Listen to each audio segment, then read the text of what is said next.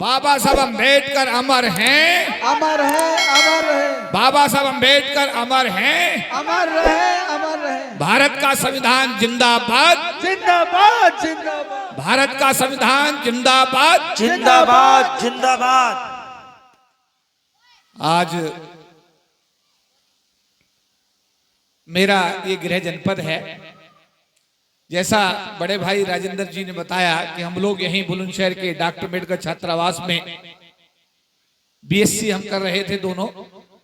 ये food corporation में अधिकारी बने, मैं लाइफ इंश्योरेंस कॉरपोरेशन में अधिकारी बन गया। वहां का जो SC ST एसोसिएशन, जिसमें 31,000 आदमी पूरे देश में काम करते थे, उसका मैं राष्ट्रीय महासचिव, और पूरे देश का जो सरकारी सिस्टम है, जितने भी सरकारी विभाग भारत में काम करते हैं, उनका महासंघ है, इसमें 40 लाख लोग पूरे देश से हमारे साथ एनरोल्ड हैं। उसका 1997 में मुझे राष्ट्रीय प्रधान महासचिव बनाया गया। मैं अंतर्राष्ट्रीय स्तर पर भी इंटरनेशनल कोऑर्डिनेटर, जो भारत के बाहर प्रोग्राम होते हैं, उन सब का भी मैं इंटरनेशनल कोऑर्डिनेटर की जिम्मेदारी मुझे दी गई है। पिछले दिनों मैंने सरकार की नौकरी से जब इस्तीफा दिया तो राष्ट्रीय लोकदल पार्टी के राष्ट्रीय अध्यक्ष ने मुझे पहले पार्टी का राष्ट्रीय सचिव बनाया और कुछ समय बाद मुझे पार्टी का राष्ट्रीय महासचिव की जिम्मेदारी दी। लेकिन जिम्मेदारी मिलना एक बात है, जिम्मेदारी के साथ न्याय करना दूसरी बात है। डॉक्टर अम्बेडकर कोलंबिया विश्वविद्यालय में पढ़ रहे थे, लंदन स्कूल ऑफ इकोनॉमिक्स में पढ़ रहे थे। उनको ऑफर था कि वो वहां पर प्रोफेसर बन जाएं, लेकिन उन्होंने वो ऑफर स्वीकार नहीं किया। वो इंडिया वापस आए, उन्होंने हमारे जैसे गरीब लोगों के लिए काम किया और उन्हीं के प्रयासों से भारत का संविधान बना। संविधान में अनुसूचित जाति जनजाति समाज के लोगों के लिए 22.5% के आरक्षण की व्यवस्था हुई और लोकसभा और विधानसभाओं में 25% के आरक्षण की व्यवस्था अनुसूचित जाति जनजाति समाज के लोगों के लिए हुई। 543 लोकसभा के MP अभी चुने जाने 2024 में मई में, उसमें 131 मेंबर ऑफ पार्लियामेंट जो होंगे वो अनुसूचित जाति जनजाति समाज के चुनकर जाएंगे। वो एक अलग बात है कि चुनकर तो जाते हैं डॉक्टर अम्बेडकर के दिए आरक्षण पर हमारे समाज की आवाज कोई उठाता नहीं, समाज की बात कोई करता नहीं। बाबा साहब का नाम कोई लोकसभा में लेता नहीं है, ये विधानसभा में नाम लेता नहीं है। मैं आज इस मंच के माध्यम से उन सभी अपने प्रतिनिधियों को निवेदन करता हूं कि जनाब, राज्यसभा में डॉक्टर अम्बेडकर की कलम नहीं चली, वहां रिजर्वेशन की व्यवस्था नहीं हुई। 250 के जो हमारा राज्यसभा का हाउस है, जिसको अपर हाउस कहते हैं, उसमें अगर कलम चल जाती तो 62 मेंबर ऑफ पार्लियामेंट हर बार चुने जाते। लेकिन वहां पर SC ST के लोगों को, जो पॉलिटिकल पार्टी है, वो अपनी मर्जी के आधार पर 10 या 12 या 7 या 8 लोग हमारे राज्यसभा में होते हैं। अगर डॉक्टर अम्बेडकर रिजर्वेशन वहां पर कर गए होते तो 250 में 25% के हिसाब से सीधा सीधा करीब 62-63 हमारे लोग चुन करके जाते। इसका अर्थ यह हुआ कि अगर लोकसभा में आरक्षण ना होता तो शायद हमारे समाज का कोई व्यक्ति लोकसभा में मेंबर ऑफ पार्लियामेंट भी नहीं बन पाता। लेकिन 131 में 30 नहीं, 28 नहीं, 131 आदमी 25% के आरक्षण से बाबा साहब अम्बेडकर ने जो व्यवस्था दी संविधान में, वो सब लोग, और ऐसी विधानसभाओं के अंदर सभी विधानसभाओं में 25% के अनुपात में MLA बन करके हमारा रिप्रेजेंटेशन करते हैं। मेरा ये अपील है, निवेदन है कि अगर डॉक्टर अम्बेडकर के आरक्षण से आप लोग लोकसभा में जा रहे हो, आरक्षित सीटों से आप चुनकर जा रहे हो, आरक्षित समाज की आवाज तो उठाओ, उनकी आवाज तो बनो, उनका दर्द तो सुनो, उनकी दर्द को सुन के उसका निवारण तो करो। लेकिन ऐसा नहीं होता। मैं अभी सरकार की नौकरी में था। 1997 में जब आरक्षण खत्म हुआ, सुप्रीम कोर्ट के जजों ने आरक्षण को, SC ST के आरक्षण को खत्म किया, तब उस दौरान सरकारी अधिकारी कर्मचारियों का एक संगठन तैयार किया गया, जिसका नाम रखा गया अनुसूचित जाति जनजाति संगठनों का अखिल भारतीय महासंघ। उसका मुझे राष्ट्रीय प्रधान महासचिव बनाया गया। मेरे नेतृत्व में दिल्ली के रामलीला मैदान में लाखों लोगों की रैलियां 97, 98, 99, 2000 में लगातार हुई। सरकार पर दबाव बना, 3 दिन लोकसभा बंद रही, सरकार दबाव में आई, तब जाकर संविधान में 3 संशोधन हुए, 81, 82, 85, और उसके बाद में अपने समाज के आरक्षण को बचाने में हम लोग कामयाब रहे। मैं धन्यवाद करता हूं जो लोग दिल्ली आए, जो लोग अपना काम छोड़कर दिल्ली के रामला मैदान में आए, लाखों लोग इकट्ठा हुए, अपनी ताकत का प्रदर्शन किया, सरकार को दबाव में लाए और उसके बाद में तब जाकर के आरक्षण को बचाने का हम लोगों को सौभाग्य मिला। 2 अप्रैल 2018 सुप्रीम कोर्ट के एक जज ने अनुसूचित जाति जनजाति समाज के जो हमारा एट्रोसिटी एक्ट था उसको खत्म कर दिया। पूरा देश में आग लगी, पूरे देश में आंदोलन हुआ, हमारे बच्चे शहीद हुए और उसके बाद में सरकार को फिर एक बार संविधान में संशोधन करके SC/ST के जो एट्रोसिटी एक्ट था उसको वापस ठीक करने के लिए मजबूर होना पड़ा। इसका अर्थ ये है, बच्चा अगर रोता नहीं, ये इतनी माताएं बहनें बैठी हैं, बच्चे का और माँ का रिश्ता दुनिया का सबसे मजबूत रिश्ता माना जाता है। बच्चा जब तक रोता नहीं, माँ भी दूध नहीं पिलाती। अरे भैया, जब तक चीखो नहीं, चिल्लाओगे नहीं, अपनी आवाज उठाओगे नहीं, अपनी बात पहुंचाओगे नहीं, क्या ये बहरी गूंगी सरकारें SC/ST के लिए कुछ करने के लिए तैयार हैं? मैं आपसे पूछना चाहता हूं। मैं पढ़ लिया, बाबा साहब के आरक्षण से मुझे नौकरी मिल गई और उसी SC/ST समाज ने मेरे को आज इतनी बड़ी जिम्मेदारियों तक पहुंचा दिया कि मैं एक पार्टी का राष्ट्रीय महासचिव भी हूं, एक महासंघ 40 लाख यानी 8 करोड़ परिवारों को मैं रिप्रेजेंट करता हूं, उसका भी राष्ट्रीय प्रधान महासचिव हूं। मैं जब सुनता था कि बाबा साहब अम्बेडकर गोलमेज सम्मेलन के लंदन गए थे तो मैंने सोचा लंदन कैसा होगा, लेकिन जब मुझे वहां बुलाया गया बतौर चीफ गेस्ट और मैंने ब्रिटिश पार्लियामेंट को आपकी समस्याओं पर, समाज की समस्या पर संबोधित किया तो मुझे लगा कि बाबा साहब अम्बेडकर का कितना बड़ा आशीर्वाद मेरे जैसे व्यक्ति को मिला जिसको ब्रिटिश पार्लियामेंट को संबोधित करने का सौभाग्य मिला। समाज की समस्याओं पर मैंने 2 बार यूनाइटेड नेशंस, संयुक्त राष्ट्र संघ न्यूयॉर्क, दुनिया का जो सबसे बड़ा फोरम है, जो एक सपना होता है किसी आदमी का, मुझे 2 बार वहां भी जाकर के समाज की बात रखने का मौका मिला। एक बार मुझे कनाडा की पार्लियामेंट में, ओटावा स्थित जो कनाडा की पार्लियामेंट है, उसमें अपने समाज की बात को रखने का मौका मिला। देश और दुनिया के कोने में मेरा सौभाग्य है कि मैं बुलाया जाता हूं और मैं अपने समाज की बात को पूरी मजबूती के साथ में रखता हूं। तालकटोरा स्टेडियम, जैसा अभी बताया गया, हर साल वहां पर अंतर्राष्ट्रीय सम्मेलन करके हम समाज की आवाज को सरकार तक पहुंचाने का काम करते हैं। अभी मुझे मेरा सौभाग्य हुआ कि पहली बार पूरी दुनिया में भारत के बाहर किसी सड़क का नाम डॉक्टर BR अम्बेडकर के नाम पर रखा गया। देश, दुनिया का सबसे बड़ा देश अमेरिका, अमेरिका का सबसे बड़ा शहर न्यूयॉर्क, और न्यूयॉर्क की जो सबसे बड़ी सड़क थी उस सड़क का नाम जब डॉक्टर BR अम्बेडकर के नाम पर रखा गया और मुझे इंडिया से बुलाया गया, मुझे उस समय बड़ा गौरव, बड़ा खुशी महसूस हुई कि बाबा साहब अम्बेडकर के नाम का जो नामकरण, सड़क का नामकरण हुआ, उसकी रस्सी खींचने का सौभाग्य मुझे प्राप्त हुआ और मैंने समझा कि बाबा साहब अम्बेडकर का कितना बड़ा आशीर्वाद मेरे जैसे कार्यकर्ता पर। मैं यही बुलंदशहर में पैदा हुआ, मेरा गांव भी वेरा शाना है, यहीं से मैंने प्राइमरी 5वीं कक्षा पास की। वहां जो मेरे इंटर कॉलेज था शाना में, वहां से मैंने 12वीं कक्षा पास की। ये अनूपसर अड्डे पर जो IP कॉलेज है वहां से मैंने BSc पास किया। मेरठ कॉलेज से मैंने पोस्ट ग्रेजुएशन किया। उसके बाद सरकार की नौकरी में गया। 37 साल की नौकरी के बाद नौकरी से इस्तीफा दिया और उसके बाद में अब मैं राष्ट्रीय लोकदल पार्टी के राष्ट्रीय महासचिव की हैसियत से एक मतलब अपना एक स्थान मेरा राजनीति में बना है। मेरी कोशिश है आने वाले दिनों में कि समाज की जो समस्याएं हैं, समाज के जो दिक्कतें हैं, जैसा अभी बताया गया, दिल्ली जो आता है उसकी बात सुनी जाती है, सुन करके उसका समाधान कराने का प्रयास किया जाता है और यही तो हमारी जिम्मेदारी है। अगर डॉक्टर अम्बेडकर हमारे लिए काम ना करते तो क्या हम लोग आज ये कोट पहन करके आपके सामने खड़े होकर ये बात करते हुए होते? हमारी भी जिम्मेदारी है। अम्बेडकर मिशन यही है कि आप अपने लोगों के लिए काम करिए, अपने समाज के लोगों के लिए काम करिए, उनके आंसू पूछने के काम करिए। जो बाबा साहब अम्बेडकर संविधान बनाकर गए हैं उसमें हर प्रावधान को उन्होंने लिखा है और अगर सरकार ईमानदारी से बाबा साहब अम्बेडकर के संविधान को लागू कर दे तो हमारे समाज की समस्याएं अपने आप समाप्त हो जाएंगी।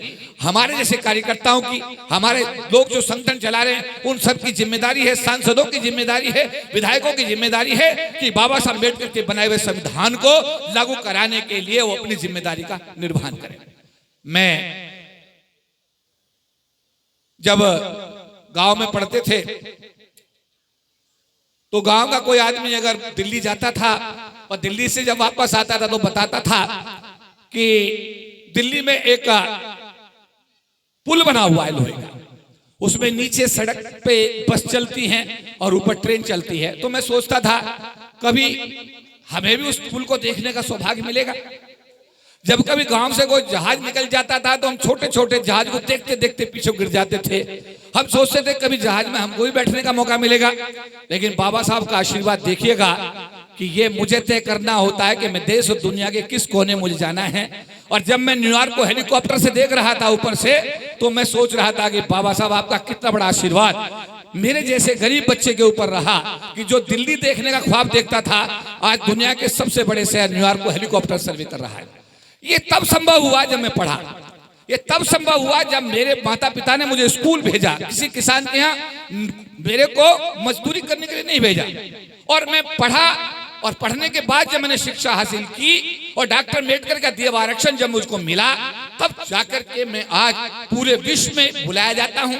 पूरे विश्व में जिस एयरपोर्ट पर उतरता हूँ वहां 150 लोग 10-20 लोग फूल माला लेकर खड़े रहते हैं। और अमेरिका में अभी गया तो जय भीम की गाड़ी, एक विशेष गाड़ी जो जय भीम, जिसका नंबर ही जय भीम था, मुझे बड़ा प्राउड हुआ कि वो गाड़ी जब मुझे एयरपोर्ट न्यूयॉर्क में रिसीव करने के लिए वो लोग आए, तो मुझे लगा कि आज मेरा आना अमेरिका में सफल हो गया। मैं ये कहना चाहता हूँ जो हमारे प्रियंका गौतम जी ने जो हमारी ये मेहनत की है, हमारे साथियों ने, देखिए आज सबसे बड़ी बात यह है कि समाज में बिखराव है, समाज में प्यार नहीं है। अभी हमारे साथी केपी सिंह जी जो कह रहे थे, सिडनी बैंक के राष्ट्रीय महासचिव हैं, बहुत बड़े नेता हैं, उनके पिताजी उस समय आईएएस थे जब हम स्कूल भी जाने की नहीं सोच सकते थे। छोटू दादा फिल्म बनाते हैं, आपने देखा होगा कि उनका कोई भी, अगर आपने देखा सोशल मीडिया पे जब भी उनका कोई सीरियल आता है तो जैसे ही डलता है करोड़ों लोग, 10-10 करोड़ 5-5 करोड़ लोग उसको देखते हैं। अभी एक नया सीरियल वो शुरू करने हैं, भाभी जी की, क्या नाम, भाभी जी के नखरे के नाम से एक नया सीरियल उनका आ रहा है। जोरदार तालियां छोटू दादा के लिए। आने वाले दिनों में उनकी कल हीरोइन भी कल वहां पर थी। कल हमने पत्रकारों को सम्मानित किया, करीब 100 पत्रकार पूरे देश से बुलाए गए थे, उनको हमने प्रशस्ति पत्र दे करके सम्मानित किया। मेरा आपसे अनुरोध ये है कि देखिए समाज में बिखराव बहुत ज्यादा है, दो व्यक्तियों में प्यार नहीं है, दो व्यक्ति एक साथ नहीं है एक दूसरे के प्रति। मैंने 40 साल में ये देखा कि जितने सरकारी मामलों में SC/ST के लोगों को दंडित किया गया, उसमें गवाही देने वाले SC/ST समाज के ही लोग थे। जितनी भी कचहरियों में हमारे लोगों को सजा होती है, उसमें गवाही देने वाले हमारे समाज के लोग ही हमारे समाज के लोगों के खिलाफ गवाही देते हैं। भाई ये नासमझी मत करो, बच्चों को स्कूल भेजो, हर हालत में चाहे कुछ हो या ना हो, बच्चों को स्कूल जरूर भेजो, उन्हें पढ़ाओ। अगर पढ़ाओगे, बाबा साहब ने कहा पढ़ाई शिक्षा वो शेरनी का दूध है, जो पिएगा वही दहाड़ेगा। अगर आप अपने बच्चों को स्कूल भेजोगे तो निश्चित रूप से, जैसे मैं, अगर मेरा गांव, मैंने कहा मैं तो बहुत गरीब घर से ताल्लुक रखता हूं, मैं कोई किसान का बेटा नहीं हूं, मैं कोई व्यापारी का बेटा नहीं हूं, मैं कोई करोड़पति का बेटा नहीं हूं। मैं गर्व के साथ कहता हूं कि मैं एक मजदूर का बेटा हूं, और मजदूर का बेटा होकर के मैं ये कहता हूं कि मुझसे मजबूत आदमी मैं अपने आप से किसी दूसरे को इसलिए नहीं मानता कि मैं 24 घंटे बाबा साहब अम्बेडकर के मिशन के प्रति समर्पित भाव से काम करता हूं। मेरे लिए मायने नहीं रखता, मैं दो आदमियों में भी यही बात कहता हूं। मैं रामला मैदान में 5 लाख लोगों में भी यही बात बोलता था। जो आदमी 5-5 लाख लोगों की रैली ऑर्गेनाइज कर चुका हो, जो आदमी 2 आदमियों में अपनी बात करने की क्षमता रखता हो, जो आदमी संयुक्त राष्ट्र संघ को संबोधित कर चुका हो, जो आदमी ब्रिटिश पार्लियामेंट में अपनी बात कह चुका हो, मुझे लगता है कि इससे बड़े फोरम तो पूरी दुनिया में है ही नहीं। तो मेरा ये सौभाग्य है कि आज इस गांव में मैं आया। हमारे साथियों ने यहाँ पर जो इस मीटिंग का, और मैंने देखा कि इन्होंने गाँव-गाँव जाकर के बड़ी मेहनत की है। वीडियो मैंने कल देखा क्योंकि मैं देख नहीं पाता, व्यस्त बहुत रहता हूँ, अपना मोबाइल भी नहीं देख पाता, अपनी पत्नी का टेलीफोन भी कई बार सुनने की समय नहीं मिलता है, क्योंकि जिम्मेदारी इतनी ज्यादा है। देखिए समाज की समस्या क्या है, अगर आज 100 समस्या हैं और 100 की 100 हल हो जाएं, जो कभी होती नहीं है, लेकिन जब तक वो 100 समस्या हल हो तब तक 1000 समस्या तैयार हो जाती है। समाज का हर आदमी मेरा पीड़ित है, समाज का हर आदमी के साथ दिक्कत और परेशानी है, उसके साथ अन्याय है। ये बात सही गलत है? हर आदमी के साथ अन्याय है, और अन्याय को दूर करने वाले लोग दूर दूर तक दिखाई देते नहीं। एक लोकसभा सांसद का, एक विधानसभा के विधायक का ये दायित्व बनता है कि वो चुनकर नुमाइंदा बनकर जा रहा है। अरे कोई और तो ना हो, हमारे समाज का जो SC/ST समाज का आदमी है, जो रिजर्वेशन पर MLA और MP बन रहा है, अरे उसकी तो जिम्मेदारी बनती है कि वो अपने लोगों के बीच जाए, उनकी बात सुने, उनके लिए स्कूल शिक्षण संस्थाओं का व्यवस्था करे, हॉस्पिटल का उनका निर्माण कराए। इतना पैसा एक MP को 15 करोड़ रुपया एक साल में खर्च करना होता है, उससे बहुत कुछ चाहे तो बहुत कुछ कर सकता है। लेकिन मुझे लगता है कि इस मामले में 131 1936 के 131 मेंबर ऑफ पार्लियामेंट जैसा मैं बहुत जिम्मेदारी के साथ अध्ययन करता हूं, मुझे तो लगता नहीं कि कोई आदमी इस विषय में कोई बहुत ज्यादा पेल लेता है। मेरा अनुरोध यह है कि आप लोग, आज ये सभा हुई, बहुत सुंदर सभा हुई है, और इस सभा में हमारी जो टीम है जिसने दिन रात काम किया है, मैं उनको साधुवाद करता हूं, धन्यवाद भी करता हूं। और आगे भी हम चाहेंगे, अभी आने वाले दिनों में हमारे जाडौल के प्रधान जी, जाडौल के साथी भी हमारे यहाँ पर मौजूद हैं, राजकुमार जी मौजूद हैं, ये लोग भी अभी 10 तारीख का संभावित प्रोग्राम है, अभी बाबा साहब अम्बेडकर का एक बहुत ही बढ़िया खूबसूरत स्टेचू ये लोग लगा रहे हैं, वहां पे भी एक बड़ा कार्यक्रम जाडौल में होगा। तो मैं चाहूंगा कि आप सब लोग उस कार्यक्रम में भी अपनी एकता एकजुटता दिखाएं। दूसरा, मेरा आपसे ये निवेदन है, आपस में बुराई बिल्कुल बंद कर दो, एक दूसरे के प्रति जो बुरा भाव है उसे खत्म कर दो, एक दूसरे को सहयोग देने की भावना पैदा कर दो, एक दूसरे का साथ अगर आप देंगे, एक दूसरे को सहयोग करेंगे, एक दूसरे की बुराई अगर बंद कर देंगे, इसी में बाबा साहब अम्बेडकर का संविधान हम मिलकर के लागू करा देंगे। कितनी सी बात बताई मैंने, एक दूसरे की बुराई बिल्कुल बंद करो। एक बात बताइए, भारत के राष्ट्रपति से बड़ा कोई आदमी है क्या भारत में? भारत का राष्ट्रपति प्रथम नागरिक होता है बस। अगर पिछले दिनों आपने अखबारों के माध्यम से सुना, देखा कि हमारे रामनाथ कोविंद जी जब राष्ट्रपति थे और वो जब अजमेर के पुष्कर मंदिर पर गए पूजा करने के लिए, तो उनको मंदिर के बाहर सीढ़ियों में पूजा कराई गई। ये बात सही है? गलत तो नहीं कह रहा मैं? अरे सही है गलत है? अभी हमारे जो वर्तमान में राष्ट्रपति हैं वो भी हमारे अनुसूचित जनजाति समाज से आती हैं। अभी वो एक मंदिर में पूजा करने गई तो दिखाया गया कि जो सामान्य जाति के मिनिस्टर थे वो मूर्ति के पास जाकर पूजा कर रहे थे, और जो राष्ट्रपति है वो मूर्ति से बाहर जो रेलिंग लगी रहती है वो वहां से दर्शन कर रहे थे। अगर राष्ट्रपति की स्थिति है तो मेरी और आपकी स्थिति क्या होगी? हम आपस में बोलते हैं, तू मेरे सामने है क्या? मैं, जो ये आदमी ये बात बोलता है, मैं उससे पूछता हूं, तू बता तू क्या है?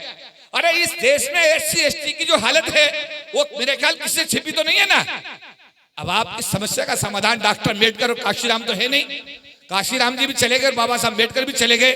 अब कुछ लोगों को तो आहुति देनी पड़ेगी, कुछ लोगों को आगे आना पड़ेगा, लेकिन इसमें आप लोगों का सहयोग नितांत आवश्यक है। आप सब लोग आपस में प्यार करो, बैर को खत्म करो, एक दूसरे की बुराई खत्म करो। एक बात पूछता हूं मैं, गांव में अगर किसी की लड़की किसी लड़के के साथ चली जाए तो पूरे गांव की बेइज्जती है नहीं है? वो पूरी बिरादरी की बेइज्जती है नहीं है? अरे मैं पूछता हूं, हमारे लोग जब चटकारे मार के बोलते हैं कि अरे राम सिंह की लड़की उसकी भाग गई, हंसते हैं। अरे वो राम सिंह की बेटी समाज की बेटी है, हमारी बेटी है, उसमें हमारी सबकी बदनामी है, और उसमें भी तुम खुश होकर बता रहे हो। इतनी नादानी क्यों? अभी अम्बेडकर साहब का स्टेचू लगना है वहां पर, क्या नाम है, जाडौल में। मेरे पास में भी खबर आई कि साहब उसको ये दिक्कत है, उसको ये दिक्कत है। अरे छोटी छोटी चीजों को छोड़ो, बड़ा सोचो। अगर बाबा साहब बड़ा ना सोचते और भारत का संविधान ना बनाते और हम लोगों को आरक्षण ना, आपको पता है पाकिस्तान में SC ST जो बंटवारे के टाइम पे नहीं आए, उनकी हालत जाके देखो कितनी बुरी हालत है। श्रीलंका में जो SC ST बुद्धिस्ट है उनकी हालत जाके देखो कितनी खराब हालत है। इसके अलावा बांग्लादेश में जाकर देखो, जो हमारे बंटवारे के टाइम पे लोग नहीं आ पाए, उनकी हालत देखो। नेपाल लगा हुआ कंट्री, उसमें SC ST की हालत देखो कितनी बुरी हालत है। यहाँ बाबा साहब अम्बेडकर आए और उन्होंने हमारे से लोगों के लिए काम किया, इसी वजह से हम लोगों को रोटी मिली। जब पहली सरकार थी उसने राष्ट्रीयकरण का दौर चलाया, बैंकिंग भर्ती बोर्ड बनाए, तेल कंपनी बीमा कंपनियों का बैंकों का राष्ट्रीयकरण किया, घर घर में रोशनी गई, एक एक नौकरी आई, पुलिस में बच्चे भर्ती हुए, बैंकों में भर्ती हुए, LIC में भर्ती हुए, पेट्रोल कंपनियों में भर्ती हुए, सरकार में जगह जगह जगह मिली। 40 लाख लोग SC ST के सरकार की नौकरी पाने में कामयाब हुए। 40 लाख का मतलब है एक परिवार में एक आदमी को नौकरी मिलने का मतलब है कि 20 आदमी गरीबी की रेखा से एक झटके में ऊपर आ जाते हैं। तो 8 करोड़ लोग बाबा साहब अम्बेडकर के सरकार के दिए हुए आरक्षण से, जो सरकारी नौकरी में आरक्षण दिया गया, उससे गरीबी की रेखा से ऊपर आए। आज क्या है, सरकार ने सरकारी क्षेत्र को खत्म कर रही है, निजी क्षेत्र को बढ़ावा दे रही है। मैं इस हाउस से मांग करूंगा, इस गांव के इस प्रांगण से मांग करता हूं कि अगर सरकार का निजीकरण करना मजबूरी है, निजीकरण क्या है, निजीकरण है क्या? निजीकरण सरकार का पैसा, बैंकों का पैसा। अगर कोई हवाई जहाज कंपनी बनाता है तो सरकार का पूरा पैसा होता है, उसमें बैंकों का पैसा होता है। अगर कोई इंडस्ट्री लगाता है तो जमीन जो होती है सरकार की सस्ती दरों की जमीन होती है, बैंकों का पैसा होता है। यानी सारी चीज सरकारी है, फिर उसमें आरक्षण क्यों नहीं भाई? फिर क्यों नहीं आरक्षण होना चाहिए? अगर सारा सरकारी है तो उसमें आरक्षण क्यों नहीं है? तो मेरा आज संविधान को समर्पित है कि यही मेरी भावना रहेगी कि सरकार संविधान में संशोधन करे, निजी क्षेत्र में आरक्षण की व्यवस्था करे, SC ST के आरक्षण को पूरा करे, देश में पैदा होने वाले हर रोजगार में SC ST के लोगों को वहां पर आने का मौका दे, देश की बंजर जमीन जो पड़ी है उसको उपजाऊ बनाकर SC ST समाज में उसका बंटवारा करके इन्हें भी किसान बनाए। मजदूर से इन्हें जब किसान बनाएगी, इनके बच्चे नौकरी में आएंगे, जब इनका विकास होगा, देश की 32 करोड़ आबादी का जब विकास होगा तभी राष्ट्र का विकास हो सकता है। अगर कोई राजा ये कहे, प्रधानमंत्री ये कहे कि इस देश की 1/4 आबादी के विकास के बिना भारत का विकास का राष्ट्र हो जाएगा, ये असंभव है, ये बेईमानी है, ये झूठ है।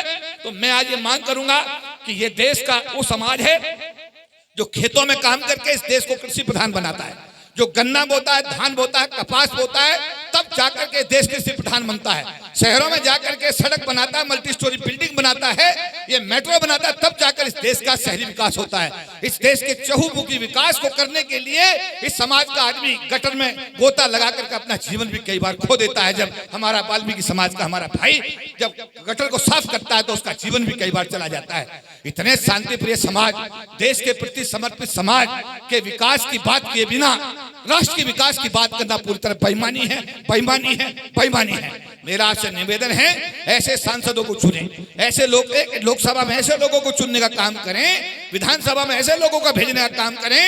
कोई लालच आए, मेरा हाथ जोड़कर निवेदन है, बाबा साहब अगर लालच में आते तो न्यूयॉर्क में प्रोफेसर बन जाते, हम लोग यहां तक नहीं आते।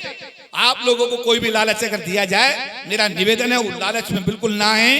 अपना वोट जो बाबा साहब अम्बेडकर आपको रानी और बांदी का वोट का अधिकार आपको बराबर करके दिया है, चाहे रानी का वोट हो और चाहे नौकरानी का वोट हो, दोनों का वोट बराबर है। संविधान में प्रावधान करके देकर गए हैं। आप किसी लोभ और लालच में ना आए, अपने वोट का पूरी मजबूती के साथ आप प्रयोग करें और आप ऐसा प्रयोग करें कि बाबा साहब अम्बेडकर के संविधान को कोई छूने की हिमाकत ना कर सके। आज की इस बैठक में जो भी हमारी माताएं, बहनें, बच्चे आए, बुजुर्ग आए, बड़े आए, मैं आप सबका अभिनंदन करता हूं, आभार व्यक्त करता हूं, धन्यवाद करता हूं। आपको दावत देता हूं, कभी भी कोई समस्या हो, दिल्ली में मैं बैठता हूं। दिल्ली में बाबा साहब अम्बेडकर का एक कार्यस्थली है, कार्यालय है, उस कार्यालय में पूरे विश्व के लोग आते हैं। आपको जब भी कोई समस्या हो आप आइएगा, हम आपके साथ जितना भी हर संभव प्रयास हो सकता है आपको हर प्रकार का सहयोग और आपकी समस्या का समाधान कराने का हर संभव प्रयास करेंगे। आयोजकों को मैं बहुत बहुत उनको साधुवाद करता हूं, धन्यवाद करता हूं कि जिन्होंने इतने कम समय में और इतनी विषम परिस्थितियों में इतनी सुंदर सभा का आयोजन किया है। मैं आप सबका धन्यवाद, आभार व्यक्त करते हुए सभी को जय भीम, नमो बुद्धाय करता हूं।